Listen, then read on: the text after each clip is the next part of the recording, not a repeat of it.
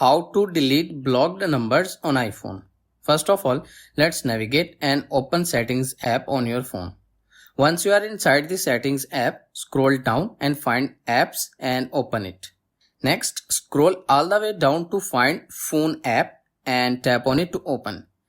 On this page, scroll down to the bottom and tap on Blocked Contacts. Here you will find a list of all blocked phone numbers and contacts.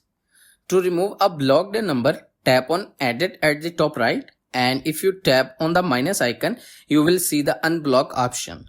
Also, you can swipe left on a blocked number and again unblock option will appear. It is important to know that iPhone does not have a separate delete option for blocked numbers. So if your goal is to keep someone blocked, you should leave that number in the blocked list. You can delete the number from your contacts app, but the blocked number may still remain in the blocked list. And that's it. I hope this video is helpful for you. For more information, subscribe to my YouTube channel and thank you for watching.